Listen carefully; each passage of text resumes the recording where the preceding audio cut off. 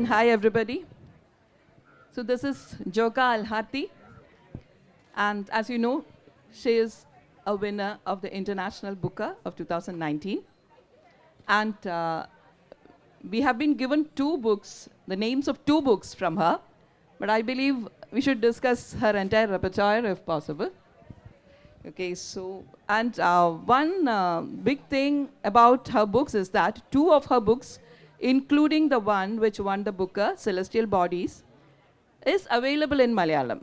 And it's been translated directly from Arabic. And this is one happy thing we have about Malayalam, that we have so many translations from so many cultures and so many languages. And we usually get them first. I mean, I need not expand on that, so directly to the conversation. So hi, Jokha. Hello, Suneetha. Thank you very much. Thank you for inviting me. Thank you for coming. I'm really happy to be here. And I love being under this great tree. So, Jokha, shall we talk a little about yourself? Like how you got into writing or where you started reading, and give us a little about your books in Arabic that you wish to mention. Okay. Um, as a little girl, I read a lot. And I read in Arabic and in translation.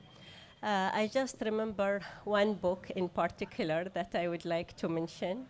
In 10th century, in Baghdad, lived a man. His name is Abu al-Faraj al-Asfahani. And al-Asfahani spent 50 years to write his book entitled The Book of Songs. And what he meant about the songs that they were sang in Baghdad in 10th century, and mainly they were poems.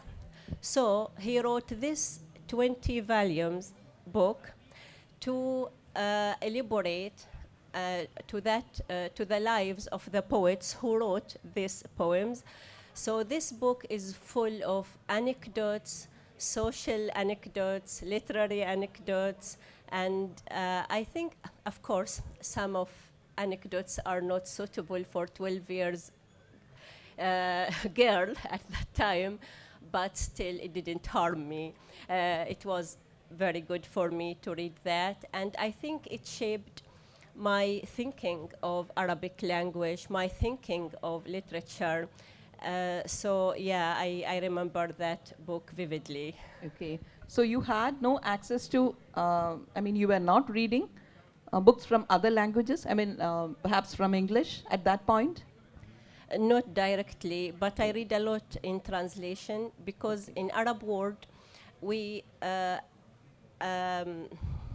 to say, we have the same amount of translated literature as Arabic literature. It's thriving in translations, yes, Arabic, right? Yes. Okay, do you remember any book you have read that way? Something that we all might know? Yeah, I think I was 10 years or something when I tried to escape home with a lot of Agatha Christie books. Okay. So, because if I stayed there, then I have to do other things. So I escaped to my grandmother's farm and just spent days there with Agatha Christie until I finished the whole books. Okay, so you were with writing and reading right from that age. Yes. So what did you go on to study about your career? Yeah, I have studied Arabic literature, and I continued. It's the same for my master degree and for my PhD. Okay, so now you teach Arabic, right? Yes. I mean Arabic classic literature. Yes. Can you tell us a bit about that? Yeah, I did my master degree on a book from anthology from the 6th. It will be like 13th century. Okay. Yes, and so it was like a really huge book that I studied, and in my PhD I studied classical love poetry I think maybe you are familiar with Majnoon and Layla. So the story of Majnoon and Layla has Arabic origins, and I studied, among other poets, I studied Majnoon and look at how they present the body in their poetry. And I was also interested how they interest their own bodies, not just their beloved bodies. So it's the opposite. The beloved body is ideal and so shining and beautiful, but the lover's body himself is so thin and paling and suffering. Okay, so your PhD was on. The body in Arabic love poetry. Yes, that I wanted you to say that. So, is that considered, what do you say, a challenging topic? Yes. Because I don't think, I don't hear about that, this sort of discussions coming out of the area. Yes. So, did you have a problem doing that? No. No. Okay.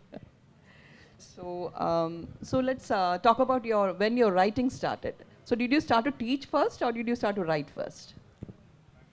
Sorry? Did you start your career first as a teacher, or did you start your writing first? Yeah, I don't know when I took it seriously that I'm a writer, but of course I have been, writing all my life, and I think I have started very early writing my diaries and short stories.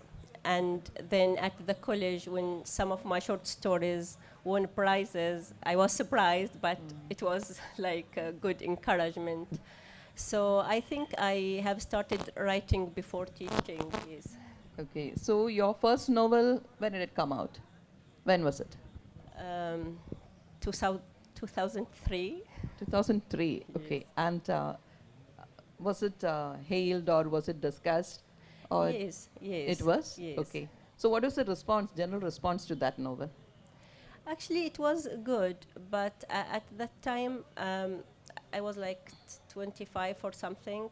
I didn't give it much attention. So I think my second work, which is Celestial Bodies, is more important to me. Yes, and Celestial Bodies took you places. It has just brought you to Trivandrum. Yes. So I think, so tell us about that, the writing of it, the response, the publishing. How does the publishing happen there in Arabic world? Very difficult. Very difficult. I mean, that's nothing new for us. We have publishers sitting right here, editors sitting right here. Yeah. So maybe they'll want to hear this. How do you get to publish? Well, for my first novel, I had to pay, and that's very common, still very common in Arab. So we call that self-publishing there? Yes. Okay. But for Celestial Bodies, I spent 5 years writing it, and at that time, I thought I will not pay for this novel. It should pay me.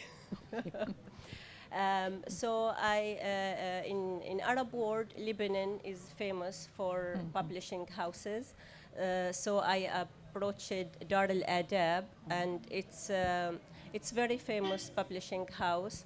So they read my novel, they accepted it, and at the same year, it was in 2010, it won the prize of being the best Omani novel at that year. Okay. And it was shortlisted in Zayed Award in Abu Dhabi. Okay. So it got attention at that time, but when it was translated into English, it got this wider Yes, attention. okay. Yes. So when it was translated into English, you just said that, how did the translation get a publisher? Did somebody approach you, or were you looking for a publisher that way?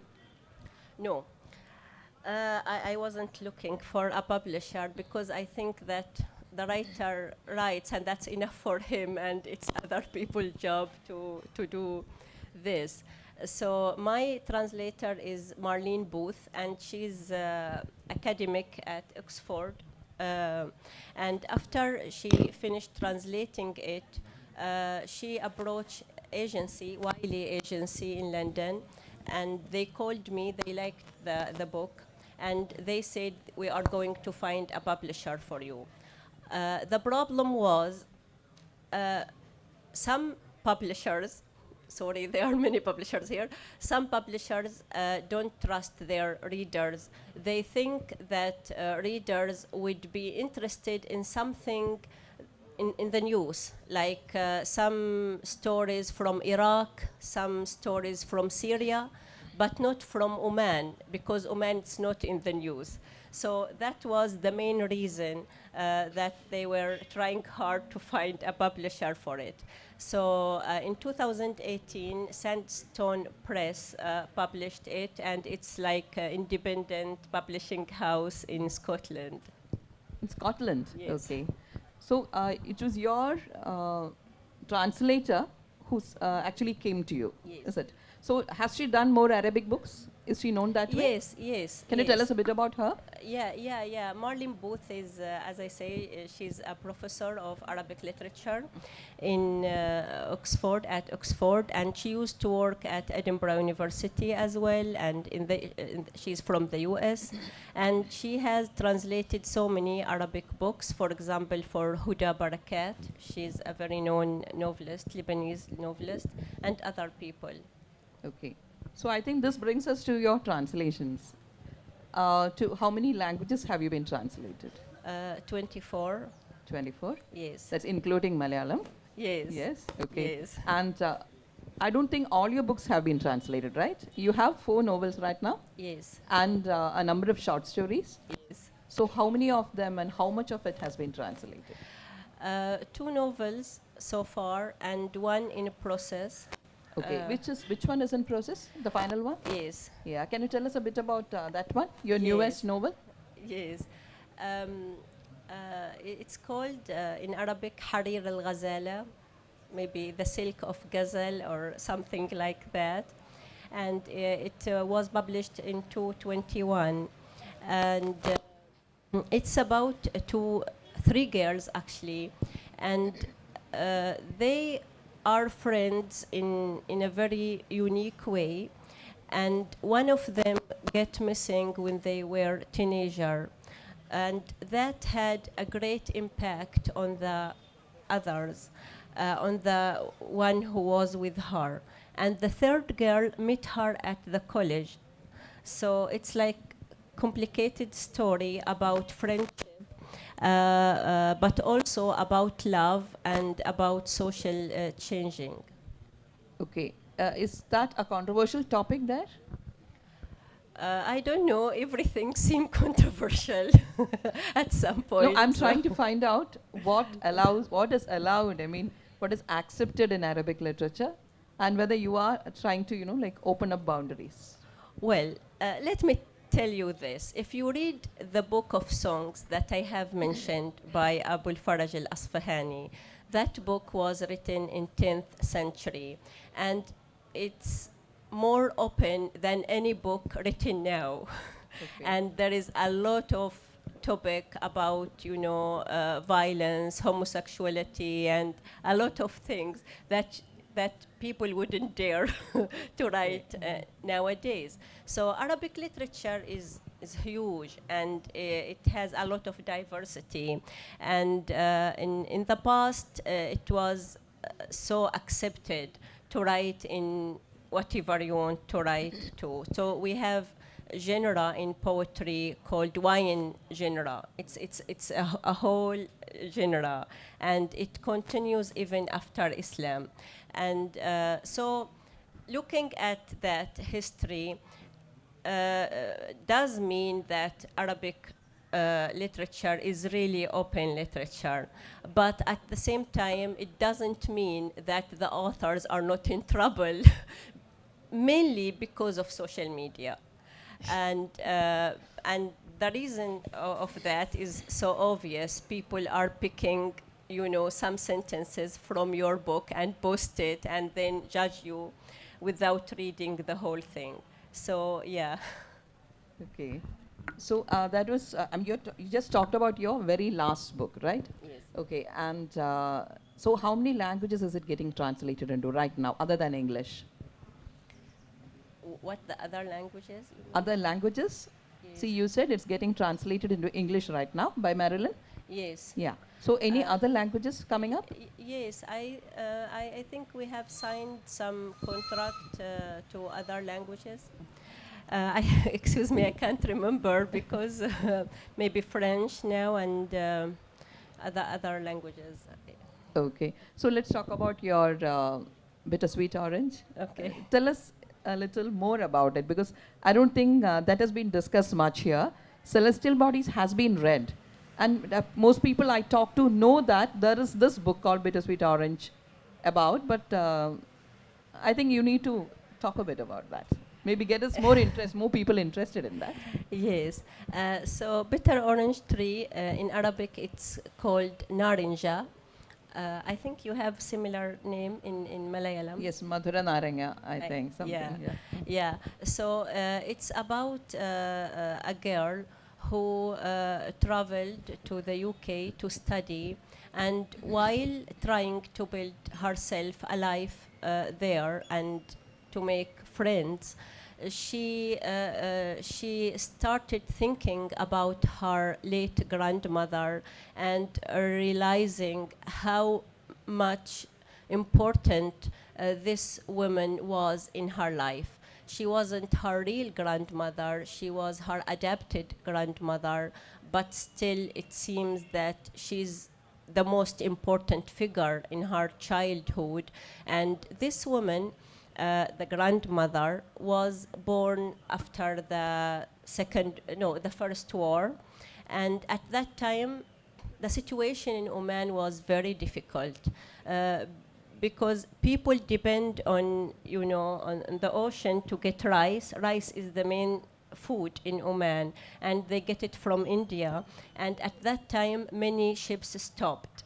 So it was very difficult to get the main food for the people. And so this girl, at that time, she was kicked out from her house because her mother died and her father got another wife. So they simply kicked her out.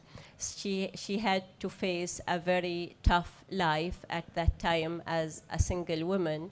And then she got friended with a family and lived with them and raised their children. And although she had very tough life, she's very strong woman, and she's very confident, and she protected the family actually.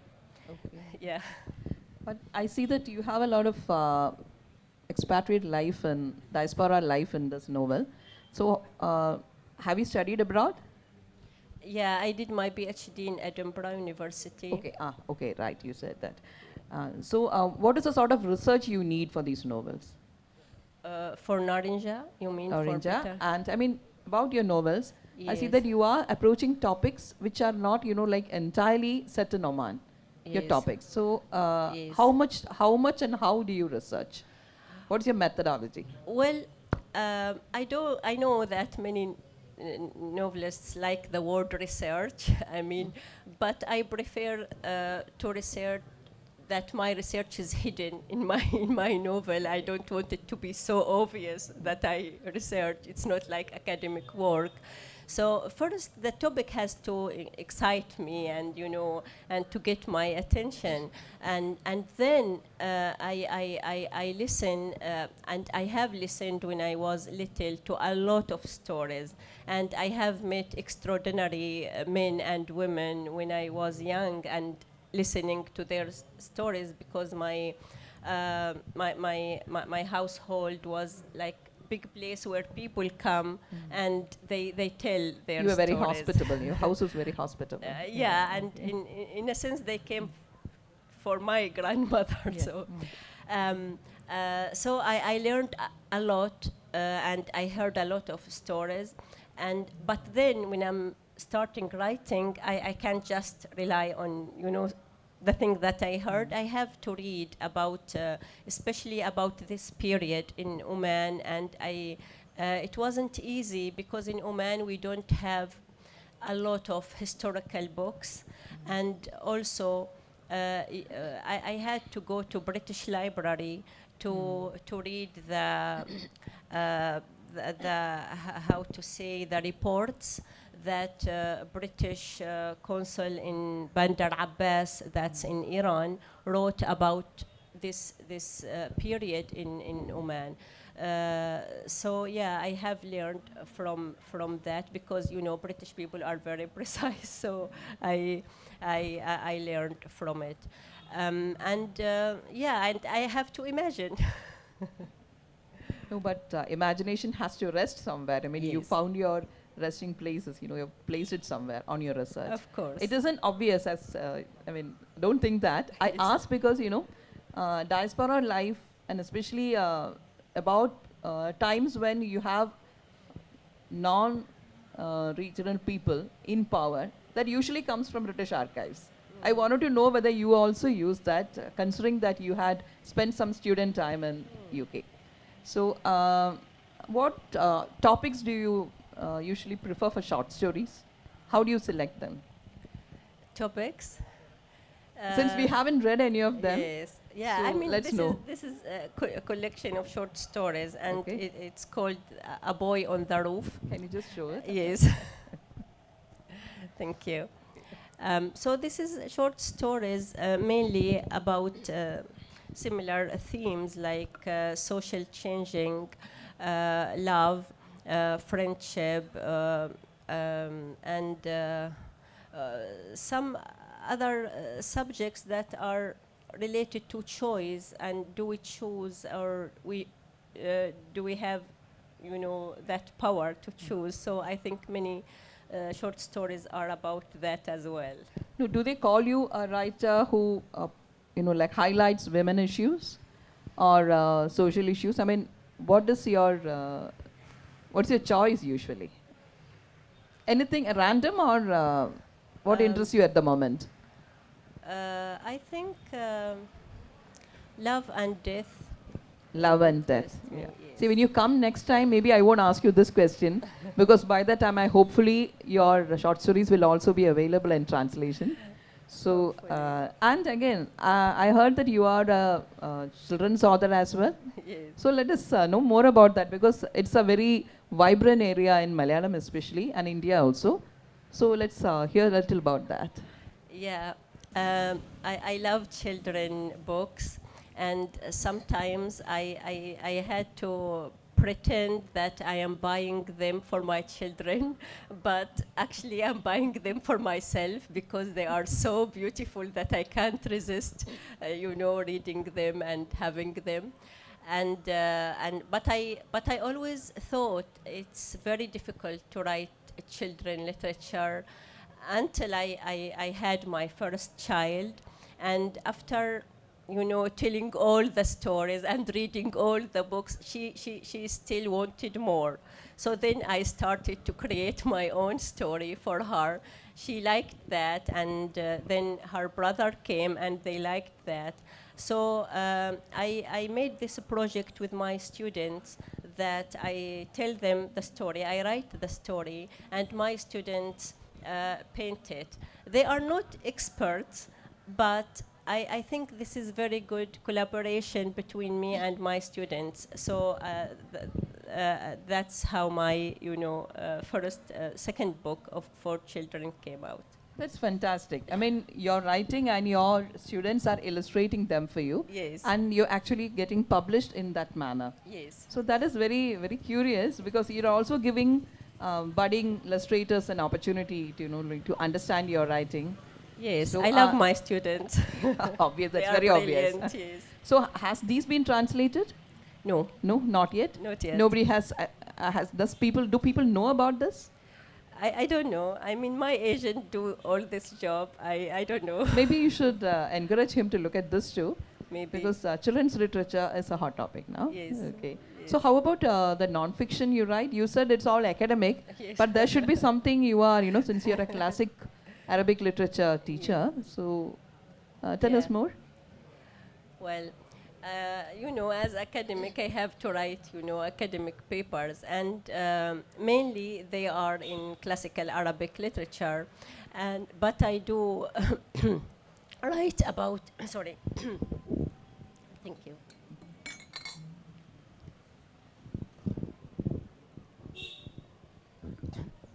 travel literature as well.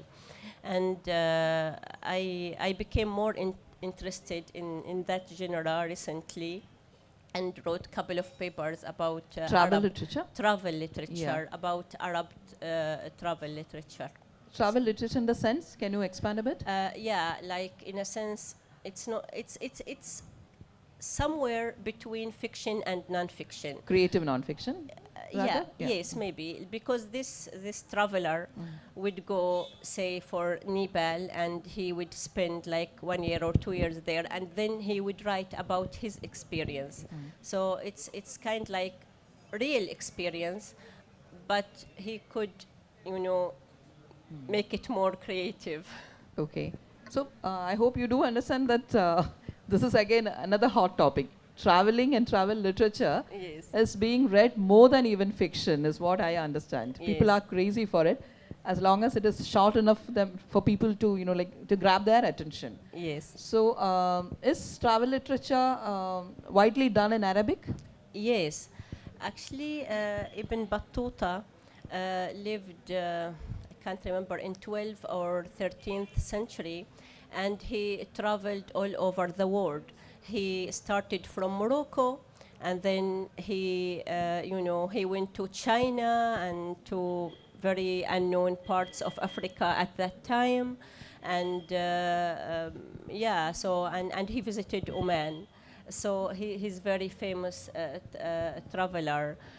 But nowadays, although we have all this, YouTube, and you can see any place you want to see on it, but still people are curious about how a certain traveler would see the same place that I have been there, but he's seeing it differently. So it is popular, and my uncle, he's a poet. His name is Muhammad al-Harthi, and he wrote like 3 books, traveling books, and he has been awarded prizes for them. Okay. And now, since you mentioned the word award, tell us more about your first award, the very first award that brought you into, visibility, got visibility for you. I believe it is about celestial bodies, or was it the first book? Celestial bodies. Celestial bodies. Yeah, you mean So your first award, I mean, in Oman or in anywhere. I mean, the first thing that mattered to you. Actually, the first thing was award on short story while I was studying at the university. I think I was like 18 or 19 at that time, and I was so surprised to be chosen. So it was very happy moment for me. And then I was glad that celestial bodies got attention in Oman and in Arab world. Yeah. Okay. And beyond that, I mean, you had a Dublin Literary Prize long listing recently. Yes. Which is that for? For the Bitter Orange Tree. Bitter Orange Tree. Yes. Okay. Is that out yet? I mean, the final? No, it's just long listed for Dublin, and it's very long list. So, but it's good to be there to get attention. And yeah, and Celestial Bodies won a French award as well. The French edition of it won a French award for translated Arabic literature into French. Okay. And also in Russia, it is shortlisted for another prize. Prize. Okay. So so what is cooked? What is being cooked right now? Short stories. Short stories. Okay. Like, are you bringing out an anthology again? Maybe, but I don't know how it goes. I'm still writing, and I always have doubts. So I don't know. I'm thinking, and I'm writing, and we'll see how it goes. Okay. So no novel coming up recently, no? We'll see. I don't know which will come first. You are writing one? I'm writing something, but I'm not sure that it will turn into a novel.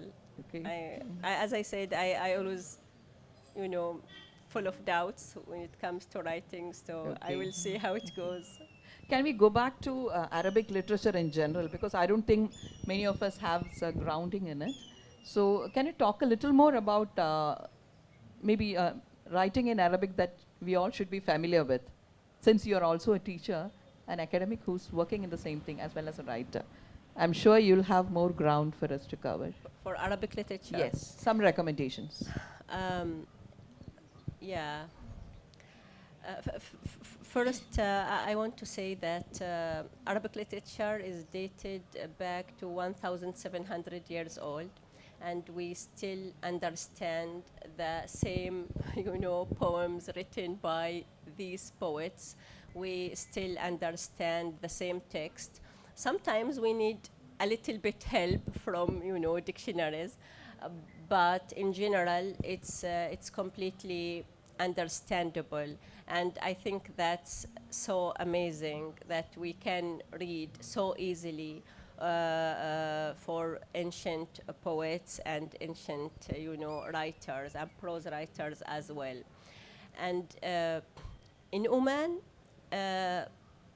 literature is part of life, especially with like old generation, like I would say the generation of my father and my grandfather. My grandfather was a classical poet. He was well known, and I don't he died when I was like 17, and I don't remember him speaking normally like us. Never. He always speaks in poetry, in classical poetry, and that was amazing. You don't see people nowadays just speaking in poetry, but at that time it was normal for his generation, for his level of education, and so on. So it was part to be an educated man or woman to memorize a lot of classical poetry. And it's totally common that when somebody died, people come and they recite poetry. Yes, and they recite poetry, to that person who died. Or if somebody invite you and then you write a poetry to thank him for invitation. So of course nowadays these things are vanishing and people get interested in other things. But I had the privilege to grow up in a very literary family, so I saw this environment. For the novels nowadays, there are so many great Arab writers, and let's say my favorites are like very long list. I would just mention Malik Haddad from Algeria. He's really great. He writes in French, but he's translated to so many languages. And of course, Najib Mahfouz won Nobel Prize in 80s. He's from Egypt, and I think he's translated maybe to Malayalam as well. And Al-Tayyib Saleh from Sudan. He writes about unique environment in Sudan. And for women, there are a lot of women novelists. For example, I like Miral At-Tahawi from Egypt. She writes about Bedouin community in Egypt, which is, in Egypt they have a lot of novels, but mainly they write about cities or about, interior. So she focuses on Bedouin life in Egypt. Raja Alim from Saudi Arabia writes mainly about Mecca in a secular sense. So it's different from other writings of a sacred city like Mecca. In Oman, we have a lot of writers. I would mention Zahran Al-Qasimi, who lives in mountains. So he writes about that unique kind and rare kind of living, actually. And I like his writings very much. We also have Bushra Khalfan and Huda Hamid. They are recently translated into English. Okay. So, is there something that you have read and remembered about Indian literature? Any books? Yes, a lot actually, but sometimes I don't remember the names. I remember the story, the whole story, but I don't remember the names. Okay, so of course I read Tagore. Yeah, when I was little, I think he was in in school, and. And then I really loved Arundhati Roy. I loved especially The God of Small Things, and also I read her non-fiction works. And Anita Desai. Anita Desai. Yeah, Yes. you were asking me about her Yes, yesterday. yes, I like her works. Also her daughter, Kiran Kiran Desai, Desai, yeah. the Inheritance of Loss. Laws, yes. And also John Balahiri and Vikram Seth and so many others. And I told you about a novel, What the Sufi Tells. That is from Malayalam. Yes, from Malayalam. Sufi Paranya Katha. Okay, Yeah. Ramanuni. Ramanan, yes. So my auntie... You read that in translation, In I guess? Arabic, Yeah. because my auntie translated that into Arabic, yes. Okay. Yeah, so many names, but they don't come Okay. to me right away.